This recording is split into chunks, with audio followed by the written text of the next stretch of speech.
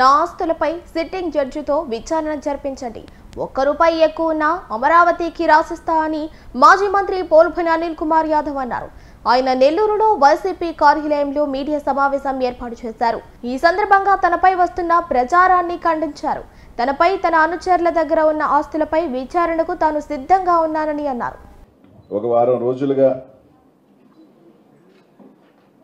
నా మీద కొన్ని ఛానళ్ళు కానీ పేపర్లు కానీ కొంతమంది కానీ రకరకాలు మాట్లాడటం జరుగుతూ ఉంది.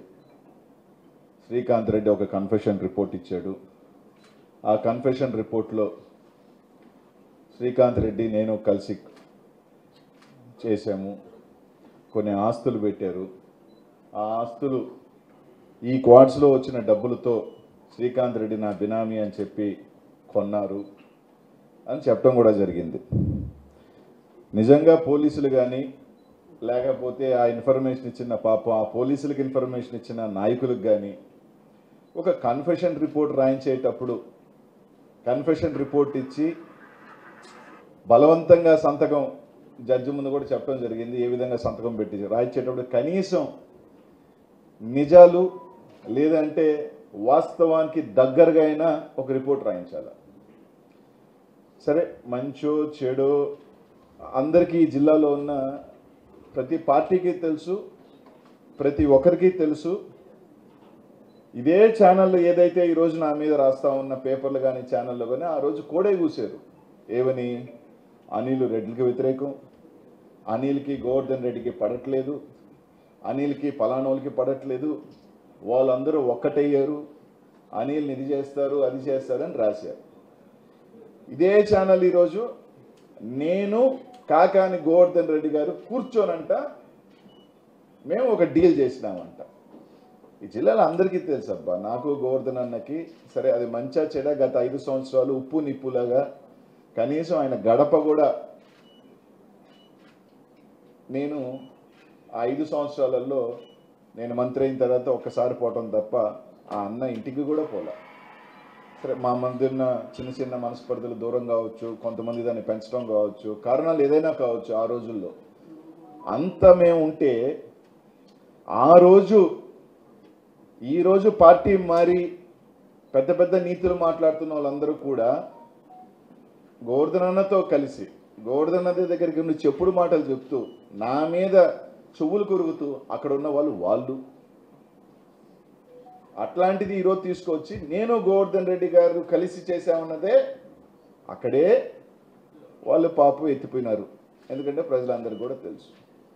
రెండోది, శ్రీకాంత్ రెడ్డికి సంబంధించిన 3 ఆస్తులు రాశారు. హైదరాబాదు, నాయుడుపేట, గూడూరుకి సంబంధించి నా బినామీ అని రాస్తూనే ఉన్నారు. పాపం ఈ క్వార్ట్స్ డబ్బులు తీసుకుని వచ్చి పెట్టాడంట.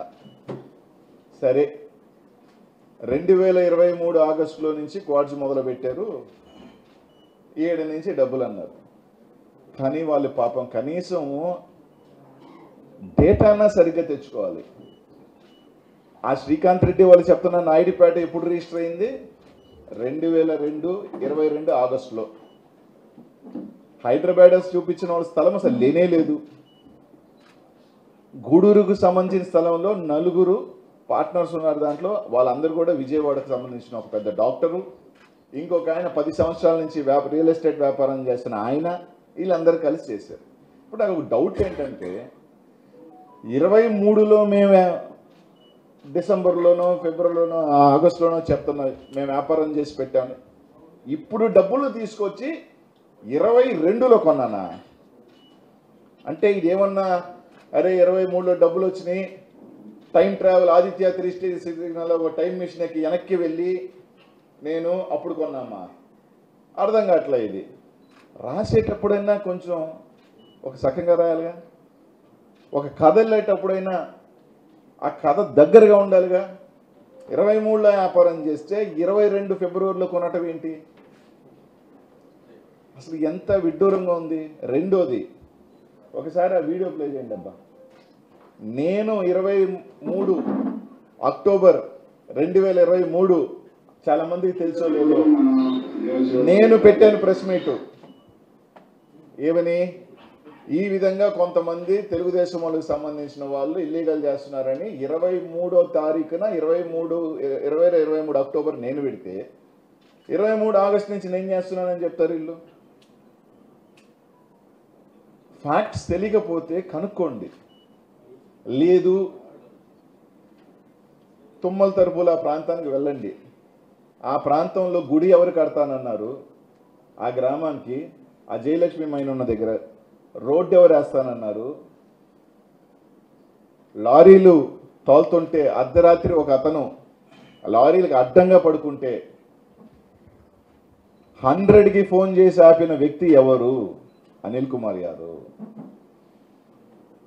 కాదా ఎన్ని రికార్డ్స్లో ఉన్నాయి, ఎన్ని రికార్డ్స్లో లేని కాదు. నేను 23 ఇంకోటి ఇసుక గత 5 సంవత్సరాలలో మన గవర్నమెంట్లో అన్ని టెండర్ బేస్డ్, స్టేట్లో ఒక టెండర్ పిలిచి ఒక ఏజెన్సీకి అప్పచెప్పడం జరిగింది. ఒక ఏజెన్సీ నడుపుతుంటే నేను నెల్లూరు నగరంలో ఎమ్మెల్యే అయితే గూడూరులో ఇసుక చేశానంట. అసలు ఏదైనా ఆశ్చర్యమా? ఒకవేళ నెల్లూరు నగరం పట్టుకున్న కోవూరులో చేశానంటే అర్థం ఉంది, నేను పోయి అంటే గూడూరులో ఇసుక చేశానంట. అసలు ఇంతకన్నా ఒక కథ అల్లటంలో ఇదే పత్రికలు ఛానళ్ళు ఆ రోజు ఏం చేసినాయి, నాకు గోవర్ధన్ రెడ్డికి పడదు, నాకు గోవర్ధన్ రెడ్డి సెట్ కాదు, ఈ రెడ్డి గారులు అందరూ అనిల్ కుమార్ యాదవ్కి వ్యతిరేకం, అనిల్ కుమార్ యాదవ్ రెడ్డి గారికి వ్యతిరేకం అని ప్రచారం చేసి ఈ మధ్యకు వార్త రాశారు. బయట పడదంట, లోపల ఒకటంట.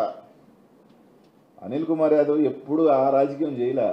ఎంత పెద్దోళ్ళైనా సరే గొడవ అంటే గొడవే, యుద్ధం అంటే యుద్ధంలాగే ఉన్నా. కాబట్టే నాకు చాలామందితో చిన్న దగ్గరకు కూడా ఏంటంటే నా మనస్తత్వానికి పొద్దున అరుచుకొని రాత్రి ఇంటికి పోయి మాట్లాడుకునే మనస్తత్వం నాది కాదు. కాబట్టే కొంతమంది చెవులు కోరికి ఈరోజు నేను ఈ పరిస్థితి దాన్ని తీసుకువచ్చి రుద్దటం. సరే, చెన్నైలో ఆస్తులు కొన్నాడు, హైదరాబాద్లో ఆస్తులు కొన్నాడు, ఆఫ్రికాలో పెట్టుబడులు పెట్టాడు అని రాశారు. సరే, నేను ఒకటి ఇదే ఛానల్ వాళ్ళందరూ కూడా, లేకపోతే ఈ నాయకులు కానీ సోపాస్ట్ ఎవరైతే ఉన్నారో వాళ్ళందరూ కూడా ఈ ఆస్తులు నాయే, 1,000 కోట్ల ఆస్తి ఉందని, గూడూరులో ఉందని, చెన్నైలో ఉందని, బెంగళూరులో ఉందని, ఆఫ్రికాలో ఉన్నాయని, వ్యాపారాలు ఉన్నాయని చెప్తున్నారు కదా. వాళ్ళందరికీ ఈ పత్రికా విలేకరులు మీ ద్వారా నేను చంద్రబాబు నాయుడు గారికి అడుగుతా ఉన్నా, లేఖ కూడా రాస్తా కావాలంటే. 2028 సెప్టెంబర్లో నేను నా రాజకీయ ప్రవేశం, ఈ గంటకి నేను ఇక్కడ కూర్చొని మాట్లాడుతున్న టైంకి, నేను చెప్పేది 2024 గవర్నమెంట్ దిగిపోయిన టైంకి నేను కూడా మాట్లాడలా. ఈ గంటకి నేను మాట్లాడే ఈ క్షణానికి మీరందరూ నమ్ముతున్నారు కాబట్టి, ప్రజలను నమ్మించే ఒక కార్యక్రమం చేస్తున్నారు కాబట్టి, మీ పోలీసుల చేతనో, మీ ఎస్ఐల చేతనో, డిఎస్పీల చేతనో మీరు రాయించేది కాదు. ఒక సిట్టింగ్ జడ్జి ద్వారా నేను 2028లో వచ్చిన రాజకీయానికి ఈ రోజుకి నా ఆస్తుల్లో, నేను సంపాదించిన ఆస్తులు ఆ రోజుకి ఈ రోజుకి 2008 సెప్టెంబర్లోకి ఈ రోజుకి నా ప్రాపర్టీస్లో నేను అమ్మిన వాల్యుయేషన్ ప్రాపర్టీస్ ఈ రోజుకి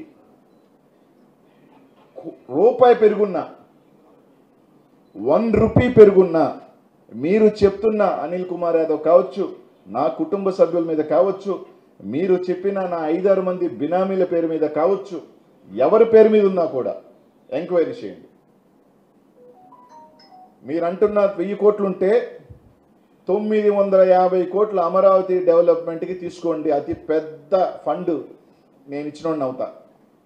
ఒక 50 వరకు నాకు ఇండి దాంట్లో, అది కూడా మీ దయ ఉంటే.